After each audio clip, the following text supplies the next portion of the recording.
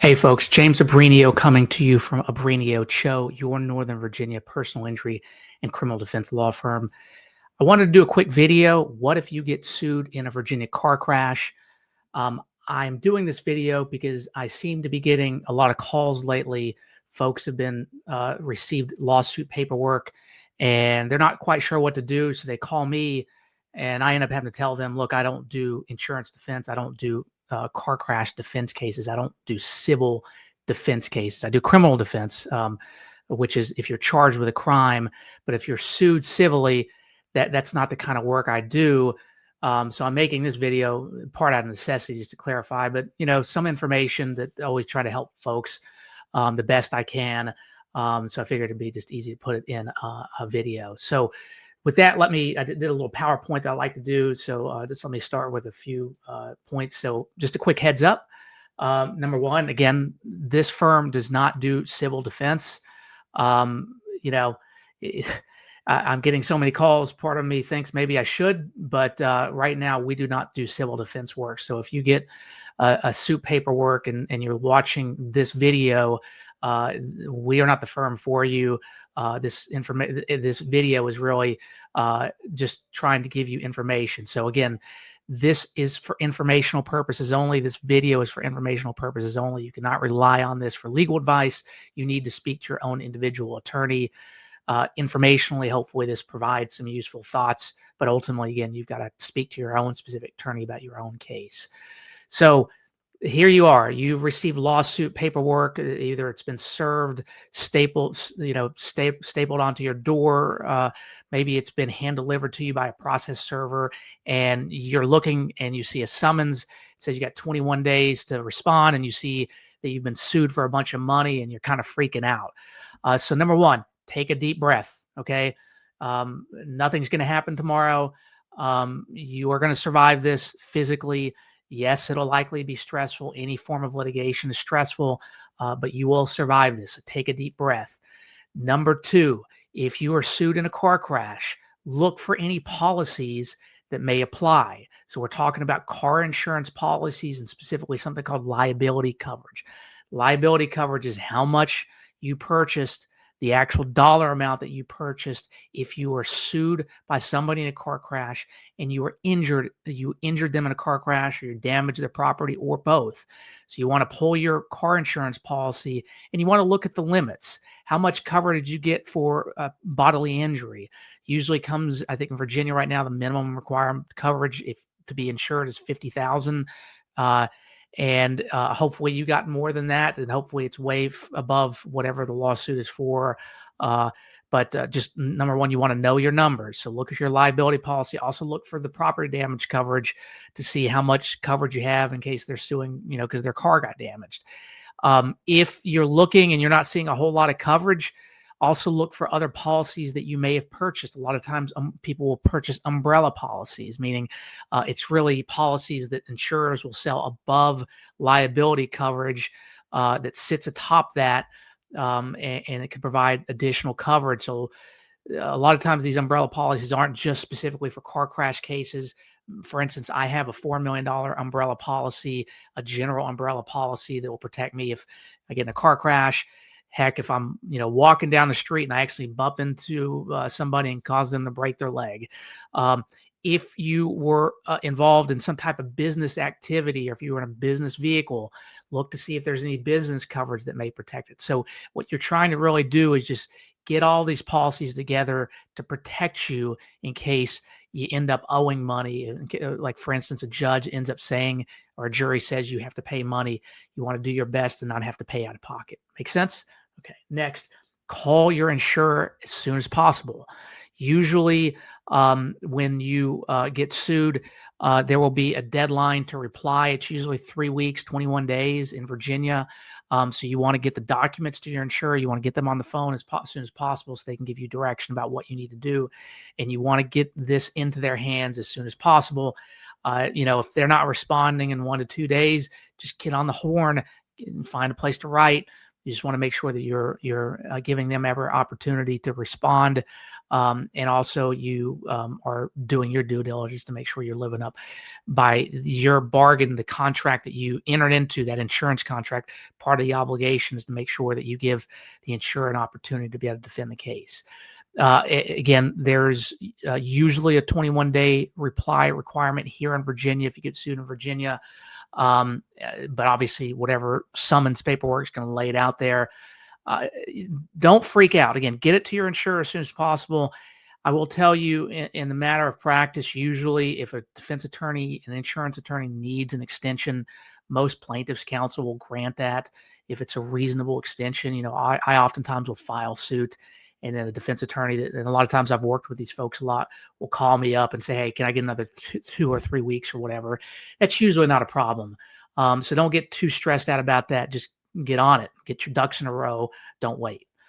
Next question I get, well, James, how do I know about this insurance attorney? I didn't pick this attorney. That's not my personal attorney.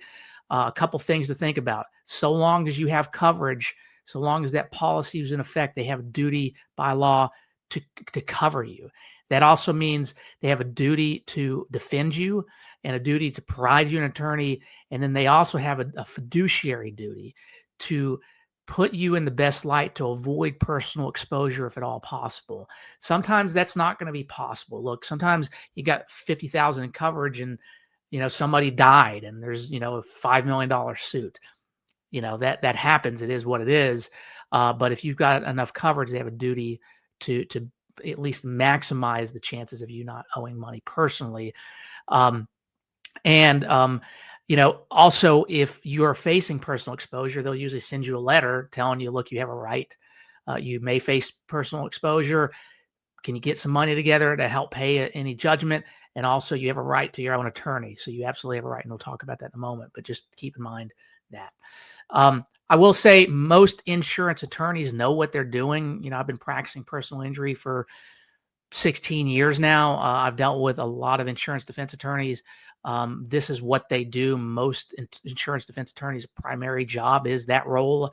They represent car insurance companies and therefore drivers in car crash cases. So they just know the game, and most of them are competent. Most of them, in fact, a lot of them are very, very confident. I know a lot of insurance defense attorneys that know what they're doing, that if I was ever sued and they were my attorney, I'd be not only wanting it, but very fortunate to have that. So even if you're questionable, always talk to your attorney, always give them a chance.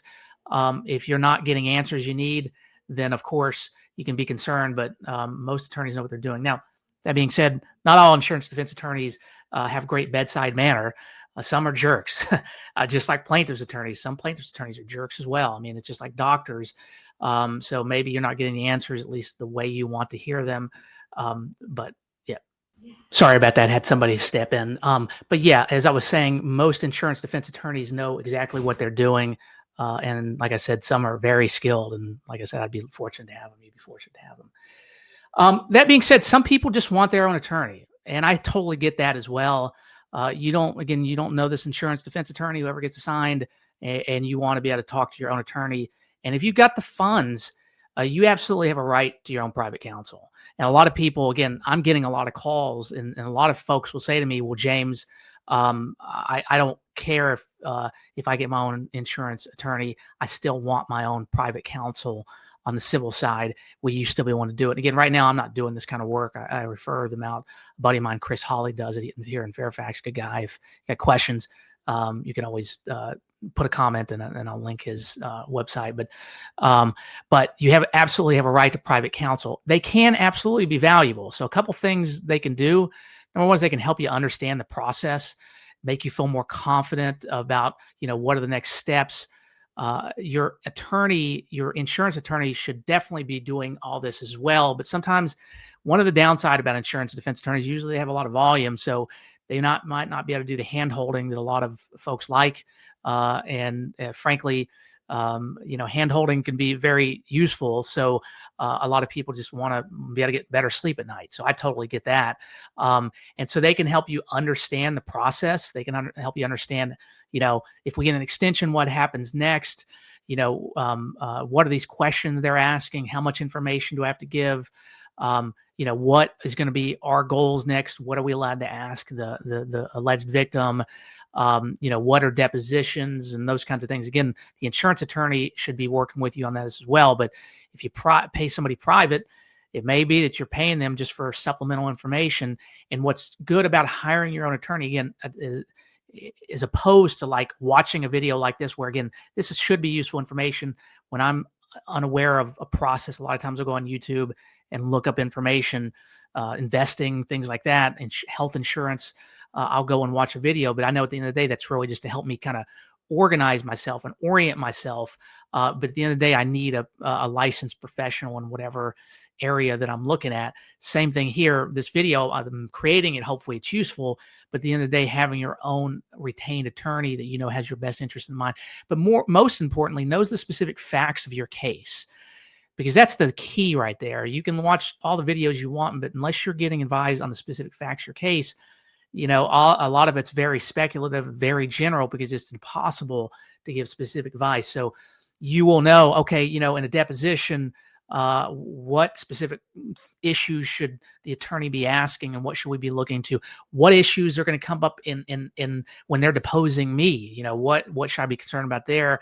Those kinds of things. So they definitely can help you communicate with the attorney. You understand the process. The other thing, sometimes I will tell you, sometimes the interest of the insurance carrier, your insurance company, in my experience, may conflict with your interests. So a good example, let's say there's a claim that's arguably, a victim's got a case that's worth between $50,000 and $150,000, right? And you've got a $50,000, or you've got a $100,000 policy. So let's say Acme Insurance, you have a $100,000 Acme Insurance policy. A claim against you is worth anywhere between $50,000 and $100,000 or $150,000. So if, let's say, a jury awards $150,000, now you've got to pay out of pocket, right? So you're personally exposed, even though that Acme Insurance has a fiduciary duty to minimize your exposure. Sometimes it's kind of close on the line. And so there's a colorable argument that they are working in your fiduciary interest when they're, litigating the case to the tilt and not just offering up your $100,000 policy. Whereas it may be in your best interest that Acme just go ahead and pay that $100,000, even if you think they may be overpaying, but you don't want to go through a year of litigation. You don't want to go through the stress of it. You don't want to risk a personal judgment against you. So your private attorney may then say to the Acme Insurance attorney, look, we think that you, by not offering and tendering your $100,000 policy, you're acting in bad faith. And I'm telling you that I think, me as your personal attorney, I'm telling you that $100,000 needs to be tendered. Now you may be thinking, well, why would I ever want my own attorney to recommend overpaying insurance money? The reality is, and again, this is generally, and let me just take it back to, if it were me, if I had a $100,000 policy and it was maybe worth 50, but it could also get 150. I personally don't want to deal with that. I would rather just Acme pay the $100,000. Maybe it gets overpaid a little bit, but I don't want to go through the stress and potentially losing $50,000 to, really what we're talking about is trying to save Acme, a few, maybe 50 grand. I don't really care. Acme is a huge insurance company. 50 grand to them won't matter. 50 grand to me does matter. So that's where the personal attorney can really change the calculus there. And let's say if your personal attorney is writing your insurance attorney a letter. Now, this is one inside baseball. A lot of times the defense insurance attorney may see a case a particular way and may want to recommend tendering your insurance policy, but the insurance adjuster, Acme insurance adjuster, thinks it's only worth 50. The adjuster is ultimately one that makes the call because they are the business. They are the Acme Insurance. The attorney, a lot of times, I can't tell you how many times I've had defense attorneys tell me, look, James, I think the case is worth what you're thinking, but it's my adjuster's call, and that's the reason we got to litigate this thing. And a lot of times we'll litigate it, end up settling it, but only after they've put both my client, my victim, as well as the defendant through the ringer, just to force me to prove that we'll go the distance. Sometimes even we end up going to have trial. So look, certainly feel free.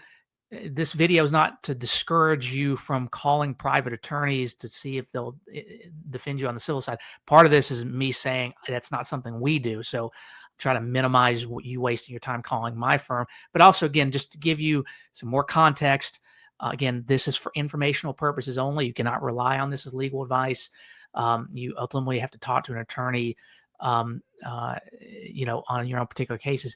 But a big reason I like putting this videos out is sometimes I like to help people kind of take a deep breath, calm down, and be able to make more of a rational decision. Because look, I get it. If I ever got a suit for $1 million, I'd freak out too. I'm a human being as well, but also that's the reason I would also call my insurance company and say, hey, help me walk me through this. What am I looking at here? So hope this helps. Wish you guys the best. By the way, it's November 3rd. Tomorrow here in Virginia, big elections going on for governor, lieutenant governor, attorney general, and I think all the House delegates up for election. So go vote. I'm not telling you to vote one way or the other. If you know me, you probably know the way I lean hard. But this is not a political video. I'm just saying, be a good citizen. Get your butts to the voting booth. Wish you guys the best. Take care.